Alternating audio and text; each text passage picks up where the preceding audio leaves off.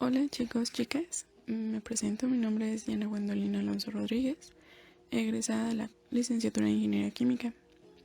Bueno, en esta ocasión formaré parte de sus instructores para impartirles el módulo de Química General, ahora los próximos que están presentes, para llevar a cabo su examen de admisión a Medicina General.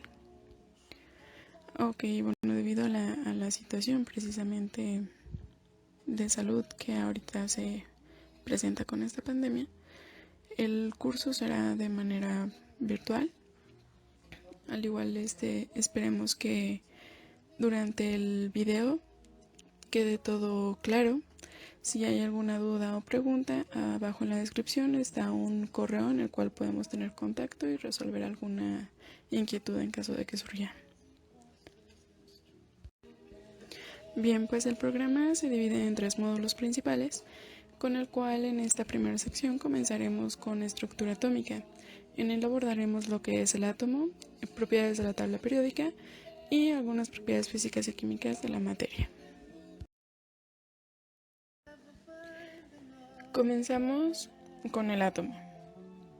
La palabra átomo significa indivisible y podríamos decir que el pionero John Dalton, a principios del siglo XIX, que comprende entre los años de 1803 a 1807, impulsa lo que es la teoría atómica química. Sabemos que para que una teoría sea aceptada tienen que haber ciertos postulados que puedan ser comprobados y reproducidos de tal manera que verifique lo que uno está proponiendo en esa teoría. Dentro de los postulados que John Dalton hace para esta teoría es que dice que toda materia está compuesta por elementos y esos elementos están compuestos por partículas extremadamente pequeñitas llamadas átomos. Y nos dice que los átomos de un mismo elemento son idénticos entre sí, pero sin embargo, si queremos comparar los átomos de una molécula de hidrógeno con una molécula de carbono, pues van a ser diferentes entre ellos. También es importante destacar que pues al momento en que se combinan átomos de diferentes elementos, vamos a formar lo que son los llamados compuestos. Bueno, las partículas subatómicas que tiene un átomo son 3, lo que es el protón, el neutrón y el electrón. El protón está cargado positivamente, el electrón negativamente y por lo tanto, como su misma palabra nos dice, neutrón es neutro. Otra de las características es que cada átomo posee un número atómico y una masa atómica. ¿Qué es el número atómico? Bueno, el número atómico es el número de protones que posee un átomo. Y la masa atómica es la suma entre el número de protones más el número de neutrones. Ya mencionábamos que el átomo está conformado por 3 partículas subatómicas: neutrones, protones y electrones.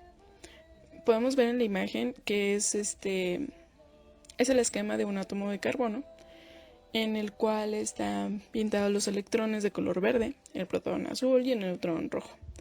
Bueno, en el centro de nuestro átomo o el núcleo va a estar conformado de neutrones y protones. Y si decíamos que la masa atómica es la suma entre neutrones y protones, tenemos que el carbono tiene un número atómico de 6. Y si el carbono pesa 12, hacemos la resta para saber cuál es el número de neutrones. 12 menos 6, que corresponde al número de protones, tenemos el número de neutrones en total. Bien, ahora vamos a pasar con la tabla periódica. Dentro de ella vamos a ver cómo es que se conformó a partir de, o se clasifica que está en grupos y periodos. vamos a ver algunas propiedades periódicas como la electronegatividad, el radio atómico, energía de ionización y hablaremos un poco del estado de agregación de la materia. Bien, los grupos y periodos, como ya mencionamos, John Dalton es quien impulsa el crecimiento de la experimentación química. Se dice que a la primera mitad del siglo XIX o a principios del siglo XIX. Él observa, él ve y dice, observo ciertos comportamientos similares, comportamientos químicos similares entre estos elementos y lo voy a ordenar de esta manera y hace la conformación de la tabla periódica en el año de 1869. Él, al hacer el acomodo de esta tabla periódica, dice que la disposición de los elementos en un orden de número atómico creciente, colocando en columnas verticales los elementos que tienen propiedades similares. Viene lo que es una nomenclatura UPAC y después viene lo que es la numeración de grupos del 1 al 18 sin asignaciones A o B. Muy bien, esto es así en general el cómo está conformada una tabla periódica. Se compone de columnas y filas. Las columnas serán los grupos y las filas serán los periodos. Volvemos a repetir. Columnas, grupos, o sea, verticalmente. Tenemos el grupo, por ejemplo, el 1, el 2, el 3, hasta el número 18, o bien con la nomenclatura UPAC, que sería 1A, 2A, 3B, 4B, y así sucesivamente. Y los periodos o filas tenemos, o la tabla periódica posee hasta el número 7. Bueno, ahora vamos a ver las propiedades de la tabla periódica y comenzaremos con la energía de ionización. ¿Qué es la energía de ionización? Es la energía mínima necesaria para eliminar un electrón de un átomo en fase gaseosa y de esta manera formar un catión. ¿Qué es un catión? Pues es una partícula cargada positivamente. Y tenemos varias tendencias. Nos dicen que los electrones internos están unidos con demasiada fuerza al núcleo como para perderse del átomo o siquiera compartirse con otro átomo. Bueno, ¿cómo ejemplificarlo para que sea un poco más claro? Estamos viendo lo que es el átomo de sodio. El sodio posee un número atómico de 11. Quiere decir que tiene 11 protones y 11 electrones. Y si estamos diciendo que la energía de ionización es la energía necesaria para eliminar un electrón, si nosotros queremos ionizar el sodio, quitamos el electrón de su capa más externa y quedaría cargado positivamente. Si nos vamos acercando más hasta al núcleo, vamos quitando los electrones de sus capas más internas, se va a requerir mayor energía. Y de hecho, por eso se nos dice que los elementos más pequeños son más difíciles de ionizar. ¿Por qué? Porque se requiere de una gran energía. Por ejemplo, el hidrógeno únicamente posee un electrón y un protón. Su número atómico es igual a 1. Si nosotros quitamos ese electrón o queremos quitar ese electrón del hidrógeno, se va a requerir de una energía enorme. ¿Por qué? Simplemente porque es el único electrón que posee. Otros de los elementos que de hecho tienen una energía de ionización muy muy alta son los gases nobles. Y podemos preguntarnos, ¿por qué los gases nobles? Si tenemos que los gases nobles, pues es el helio, el neón, el argón, el criptón, el xenón, el radón. Bueno, y decimos que si el xenón es un gas noble y posee 54 electrones o 54 es un número atómico, porque es ¿Por qué posee energías altas de ionización? Bueno, más adelante lo vamos a ver, pero de los elementos más estables en la naturaleza y que no quieren compartir ni electrones ni tampoco aceptar, o sea, no se combinan con ningún otro, son los gases nobles, porque son muy estables y esto es debido a que cumplen básicamente la regla del octeto, que es que estén llenas las capas S y P de su último nivel de energía. Les digo, esto lo vamos a ver más adelante. Solamente es para que sepan por qué los gases nobles poseen la energía de ionización más alta. Dentro de la energía de ionización vamos a hablar un poquito también de la electronegatividad, la cual se define como la fuerza de atracción que un átomo ejerce sobre los electrones compartidos de una molécula sobre el otro elemento.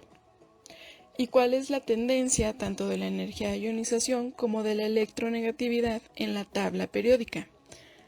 La energía de ionización crece conforme nos movemos por grupo de izquierda a derecha y conforme vamos avanzando en un periodo de abajo hacia arriba. Esas son las tendencias en aumentar. Podemos ver en la imagen que entonces el átomo con mayor energía de ionización, de acuerdo a la tabla periódica, tendríamos que es el helio, el primer gas noble. Al igual, también sería el que tiene mayor electronegatividad. Ya quedamos que la energía de ionización y electronegatividad tienen la misma tendencia dentro de la tabla periódica.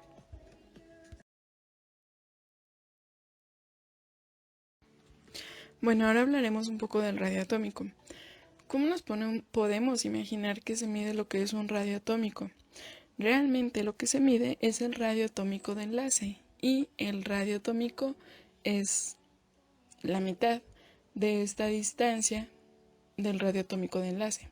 Es decir, por ejemplo, tenemos dos moléculas de carbono, carbono. Se mide la distancia que hay entre el núcleo o el centro de cada átomo y esa distancia la dividimos entre dos. Eso nos dará el radio atómico de enlace y es una aproximación del radio atómico. Se dice que el tamaño, que los cationes, recordamos, los cationes son aquellos átomos cargados positivamente, son más pequeños que sus átomos progenitores y los aniones cargados negativamente son más grandes. Bueno, ¿por qué pasa esto de que los cationes son más pequeños y los aniones son más grandes que sus átomos progenitores? Lo que sucede o lo que nos da el radio atómico es que conforme aumenta su número atómico, más grande será su radio, porque las órbitas van a ocupar un espacio y una energía. Conforme se vayan llenando esas órbitas, se van a ir agregando o creando más órbitas en donde van a ir así que a estar ahí los electrones que lleguen en el caso de los aniones. En el caso de los cationes, pues les van a quitar electrones. ¿Y qué va a pasar con su tamaño radioatómico? Pues va a ir disminuyendo. Bueno, aquí podemos ver en la tabla periódica que la tendencia dentro de ella es que el radio va a crecer conforme nosotros nos desplazamos de arriba hacia abajo y de derecha a izquierda. Ya lo mencionamos.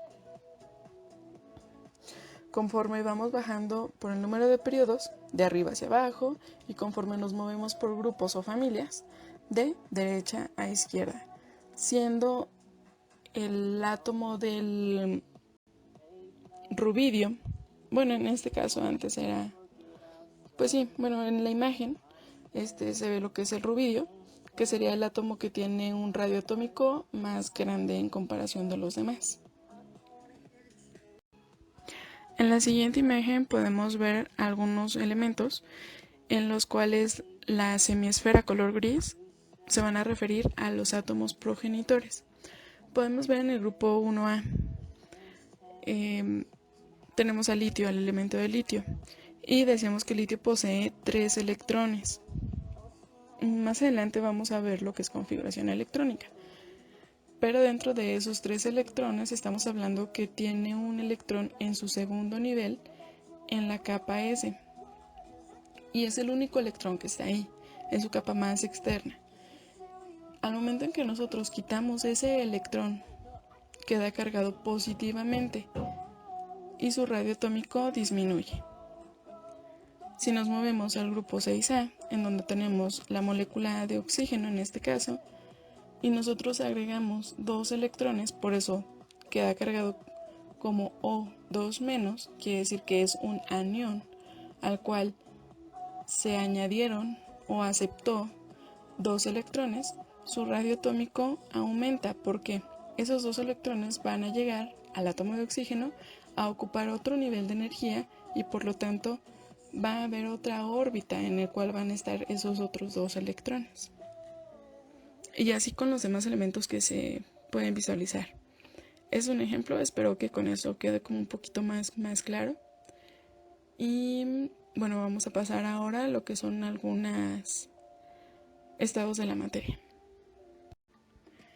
En los estados de agregación de la materia dentro de la tabla periódica se conocen comúnmente 3, lo que es sólido, líquido y gaseoso. Hay un cuarto que se incluye lo que es el plasma.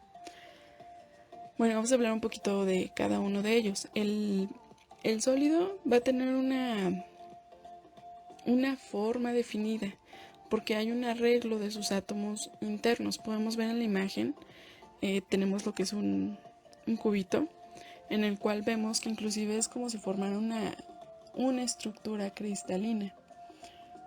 Un sólido va a tener forma definida, volumen definido y peso definido. En cambio, los líquidos van a tener una masa o peso y volumen definido. Sin embargo, la forma se va a adaptar dependiendo del recipiente que lo contenga. Y los gases no van a poseer ni forma ni volumen definido. ¿A qué me refiero? ¿O a qué nos referimos con esto? Los gases son de los que ocupan el espacio y el volumen del recipiente que los contenga. Y pasamos al plasma. El plasma es un gas que está ionizado. ¿Y cuáles son las moléculas o las especies iónicas? Ya dijimos, son los cationes y los aniones. Entonces, realmente un gas puede ionizarse.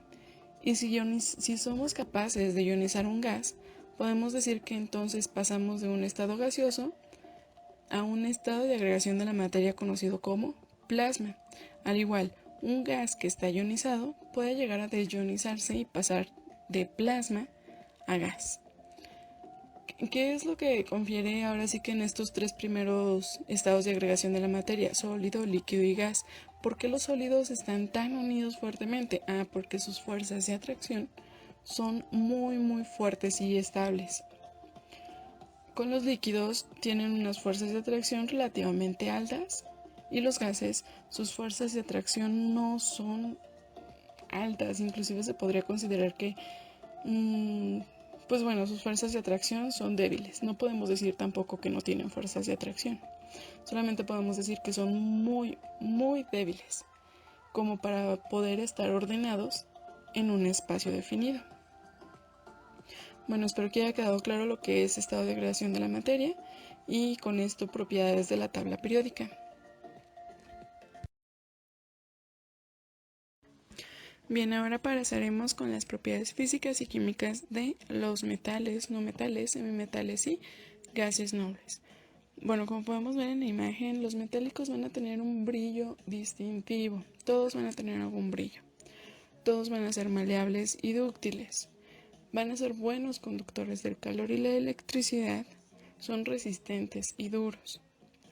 Poseen puntos de fusión, de ebullición muy altos y elevadas densidades. Algunos van a poseer propiedades magnéticas y van a poder formar aleaciones cuando se mezclen con diferentes metales. A diferencia de los no metálicos, pues es todo lo contrario. No van a poseer ningún lustre. Van a ser en su mayoría quebradizos. Van a haber algunos que son duros y algunos blandos. Van a ser malos conductores del calor y la electricidad. Y sus puntos de fusión son menor que los de los metales y su densidad es más baja. Hay un metal que está, por lo regular van a estar en estado sólido, pero hay uno que está en estado líquido y es el mercurio. Es el metal que está en estado líquido. Ok, los metaloides son aquellos que van a tener propiedades intermedias entre los metales y no metales, dependiendo de qué, pues de con cuál se van a combinar, con qué otro elemento se va a combinar. Si, por ejemplo, queremos formar alguna aleación y incluimos un metaloide, pues su comportamiento va a ser de acuerdo a este. ¿Cuáles son los metaloides o semimetales? Tenemos lo que es el boro, el silicio, el germanio, el arsénico, el antimonio, el telurio, y el polonio. Ahora los inertes, ya los mencionamos hace rato. Inertes o gases nobles. Los gases nobles no van a reaccionar con ningún elemento ni forman iones. Son los elementos más estables en la naturaleza y son gases monoatómicos. No poseen olor ni color y presentan baja reactividad. Tienen puntos de ebullición muy bajos y su capa de valencia está completa, lo que ya mencionábamos. Es la regla del octeto.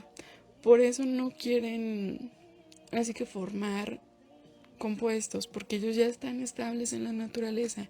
No necesitan de algún electrón, de algún otro elemento para complementar esta regla del octeto. Bueno, esas son las propiedades en general, propiedades físicas y químicas. No sé si hay alguna pregunta o duda. Ya sabemos, escribimos al correo que viene en la descripción de abajo y espero que hasta ahorita el módulo 1 haya quedado lo más claro posible.